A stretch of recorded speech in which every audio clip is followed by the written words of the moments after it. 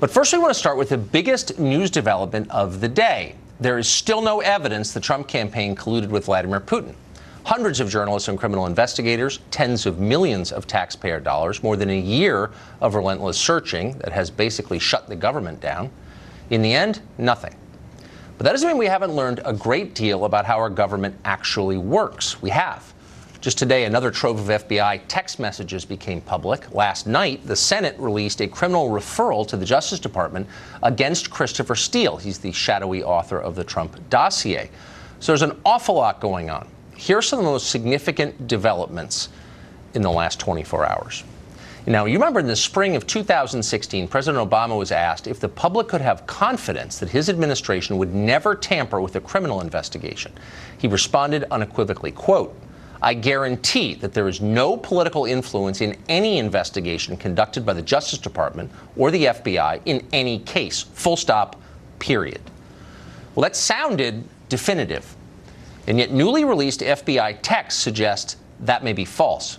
Just 5 months after Obama made that claim, FBI attorney Lisa Page texted senior agent Peter Strzok, with whom she was having an affair, to say this, quote, "POTUS wants to know everything we're doing."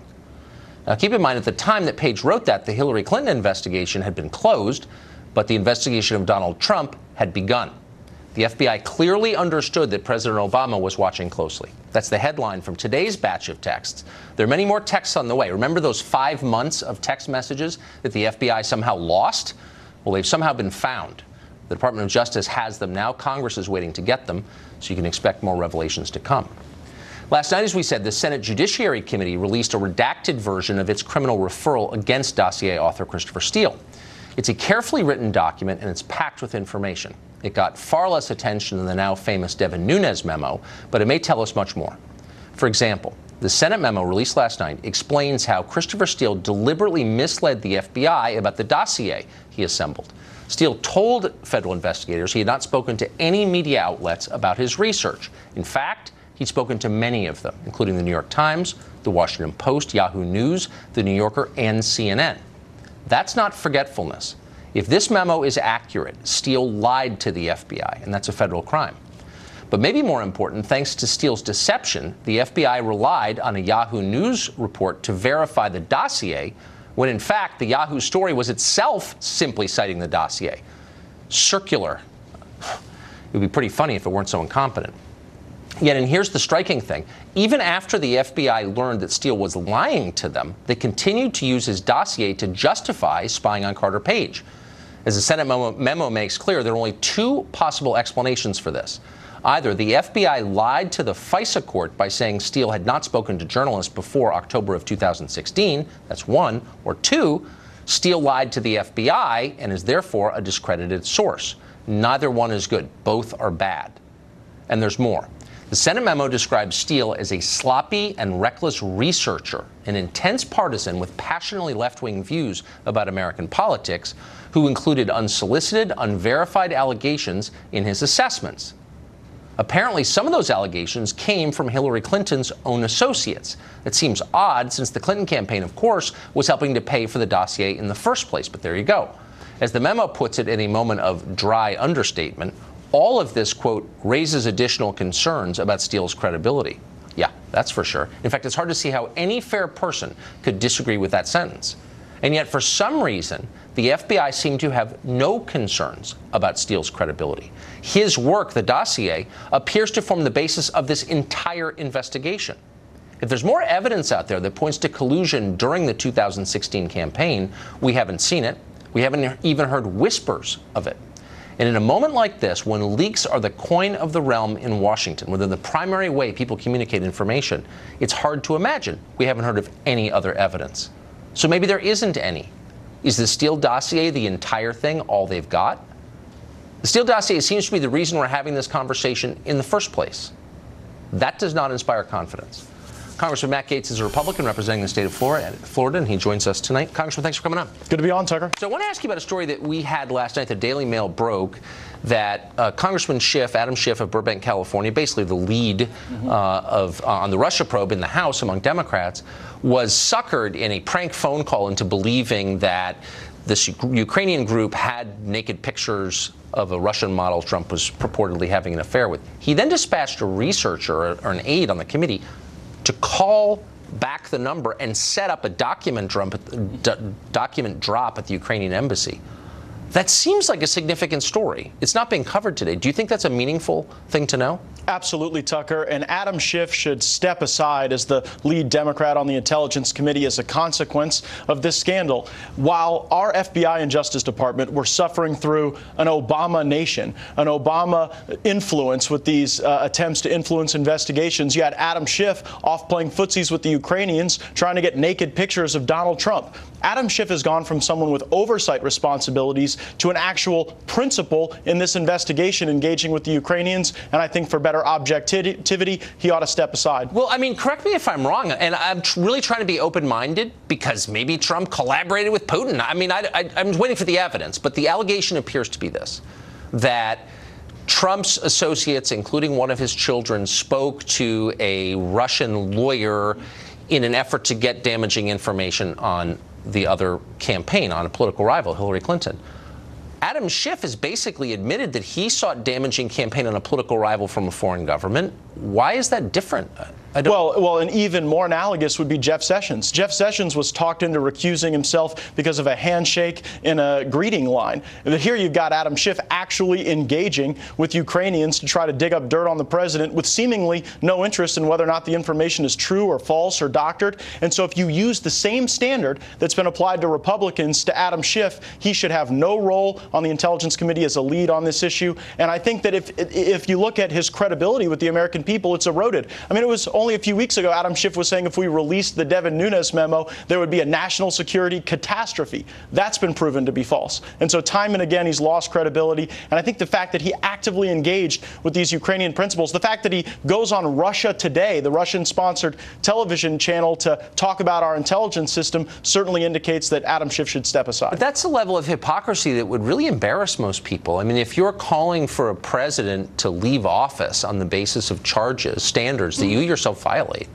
wouldn't you look yourself in the mirror and say, that's too hypocritical, I can't continue to do Well, and what does Nancy Pelosi think? I mean, while Nancy Pelosi was calling for Devin Nunes to be removed as the intelligence chairman, even though there was an ethics committee investigation that cleared Devin Nunes, that dispositively found that he did nothing wrong, here you've got Adam Schiff clearly engaging in shady tactics, and Nancy Pelosi spent her 8 hours on the floor with a different rambling narrative. So, really quick, do you, I mean, are we out on a limb suggesting that the dossier seems to be the core document that spurred this investigation? Is there other evidence that you know of? I've seen no other evidence, and the reason you know the dossier is the core piece of evidence is because they had to have Christopher Steele go plant news articles to validate the dossier. So the very author of the dossier has to go create and manufacture other facts to validate the dossier because it cannot validate itself. It has no mechanism to be proven true because it's all false. Oh, it's like a freshman philosophy class. You're exactly right, though. Congressman, thank you. Thank you, Tucker.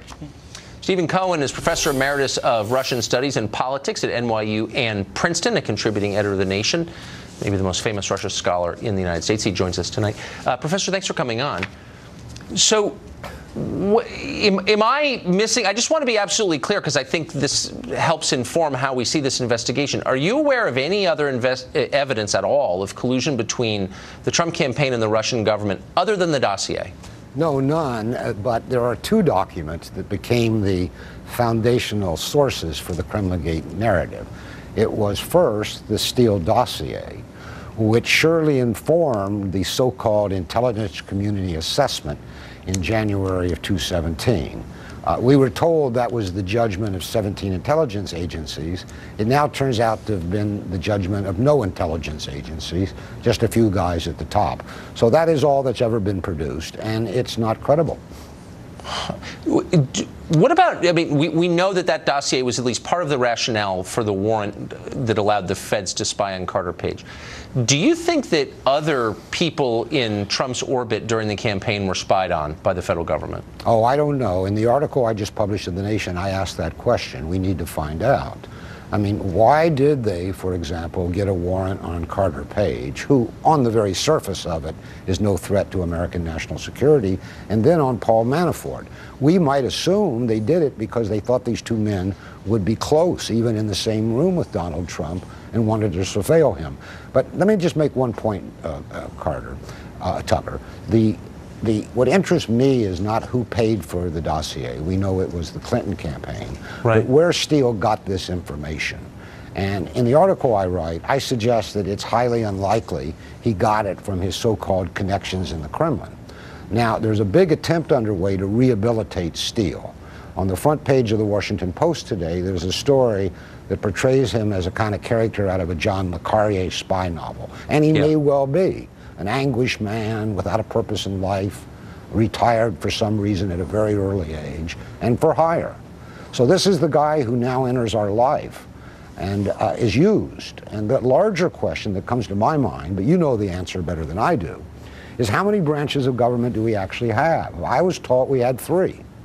But what's been going on above with the intelligence services, and not only the FBI, raises a question if there's a 4th branch of government that's influencing not only our politicians, but because they were leaking to the media, what we voters think when we go to vote.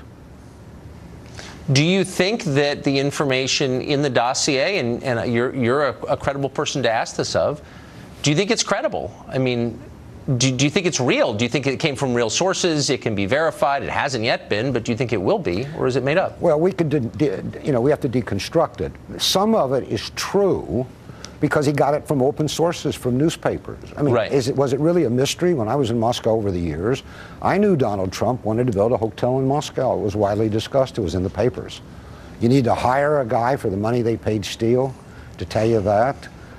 We knew, for example, that the oil company that purportedly was going to pay Carter Page zillions of dollars if he would remove sanctions, that had actually been placed by the European Union, not the Americans. It's a preposterous tale, but it was known in Russia, in the newspapers, that they were going to privatize 15% of that oil company. So you could have sat wherever it was Steele or his associates lived and read the Russian press and gotten about 50% of that information in the dossier. A lot of our intelligence comes from newspapers. That's the shocking truth, as you well know. Professor, thank you for that. I appreciate it.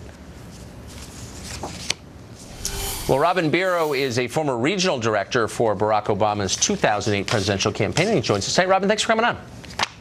Hey, thank you so much for having me, Tucker. It's good to be back. I think it's important to have an open mind. I've never been a friend to Russia or anything like that, but this has gone on over a year, and it's prevented government from doing the things that government ought to do, this investigation. And so I think it's fair as a citizen to say, what do you got? Like, what's this about? You're accusing people of treason, betraying their country. And the only thing that I've come up with, in looking at it pretty carefully, is this dossier, which is, prima facie flawed.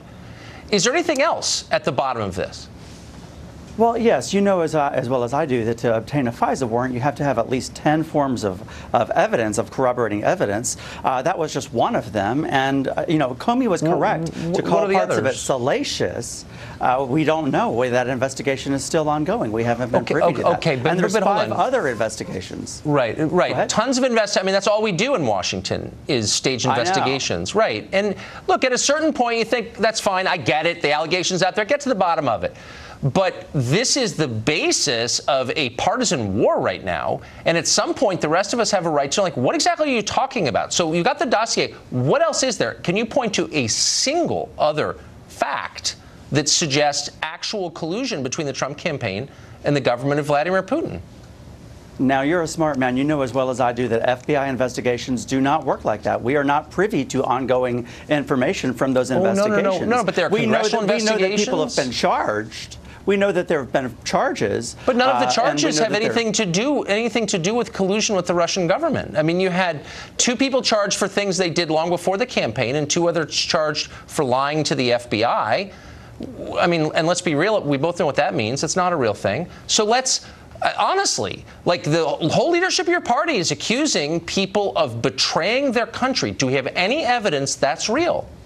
Any? I want to go back to the very first thing that you said, struck a chord with me, because as a veteran, I had the same oath to uphold the Constitution that our federal agents do. So they're just doing their jobs to uphold our way of democracy. But I'm not attacking our federal. So I'm not attacking them. I'm talking about our leaders in Congress, our elected leaders, who have gone way out on a limb, accusing people they disagree with politically of working for a foreign and hostile nation. And I think now, after a year, more than a year, it's fair of me to ask, what are you talking about? Do you have any evidence that that's true? And as I said, the only piece I can see is the dossier, which I doubt you will defend because it's impossible to defend. So is there something else that is forming the basis of these allegations? Is salacious. Yes, like I said, there were at least 9 other forms of corroborating evidence. We are not privy to that information because it's an open FBI investigation. So do you believe the public is not? What percentage of FISA warrant requests are granted by FISA judges? Do you know? It's something like 98.2%. Right. And I agree, that's a lot. And I'm just being honest. So what? It's a lot. Well, it's obviously fake. I mean, if it's it's like an Albanian election under Enver Hoxha, like you get all the votes. So I think it's fair for me to ask, like, what was the evidence? You've stopped our government from working. Why are you doing that? What do you know that we should know about Trump's collusion with Russia? And the answer is there's nothing. It's this dossier. This is all a bad joke. Then what else is there?